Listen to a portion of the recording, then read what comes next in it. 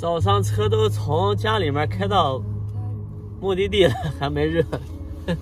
看一下我们这儿这个气温，这2天的天气不太好呀，今天算是最冷的，目前是零下11度。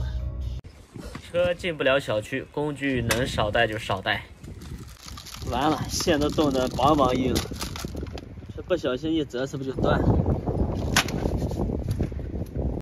我到小区门口了，业主还没来，还好他家里面有打扫卫生的，门已经开了，我们可以进得来。今天过来处理这个油烟机，给它提高一点，还有一个水龙头要装一下。上次来装的时候是大半年以前了，没想到现在才打扫卫生，我以为早就入住了。保洁的这几个大姐估计早就来了，分工明确，都已经开干了。100平米，100多平米，3个人打扫，多半天吧，下午3点差不多就完了。500块钱。当时装的时候吧，刚开始做木工，这个是燃气热水器，这是油烟机，油烟机当时没有打吊柜，木工当时在场，然后这就是现在装完的这个样子，打完柜子的样子。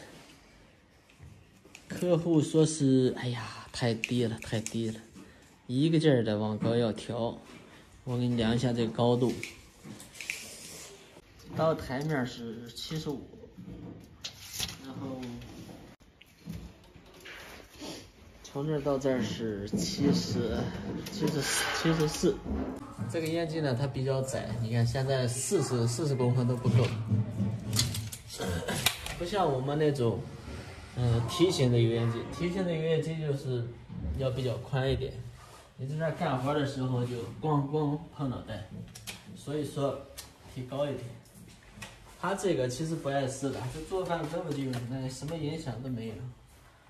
降低一点，它的这个吸油烟的效率会更好。但是客户他看了感觉太低了，这没有办法。其实我们这儿的普遍装的都高，大家你看我看你普遍都高，他就觉得这个高度有点不合适。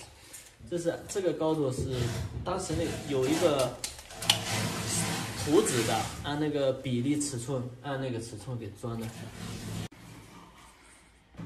现在按这个高度应该的，在客户没过来以后看，应该要调个，我估计按他那个说法，最少得调个7、8公分以上。这一套的水槽水龙头应该也可以了。304不锈钢的，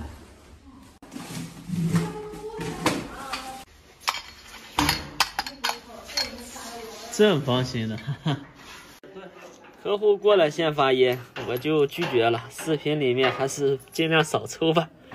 组装的这个水槽，它的溢水管在侧面。这个水槽是不是挺独特呀？99%的水槽不都在中间或者正后方的位置吗？也好，进不去了。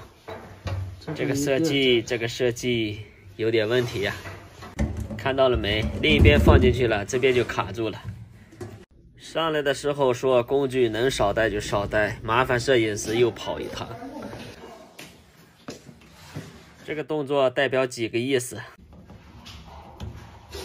一干活就遇到这了，真是奇怪了。每次都得切点，不切都放不进去。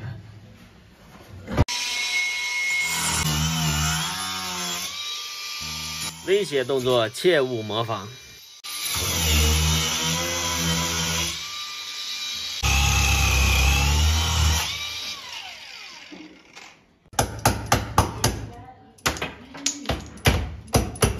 果然是就差那么一点点，切掉1公分半左右吧，刚好放进去。每次就差这么一点点，总得切点。果不其然，业主的意思就是提高7到8公分。先把烟机拆掉，然后把这个挂架直接提高7到8公分，重新打孔。普通瓷砖先用三角钻头破瓷，然后冲击钻加深。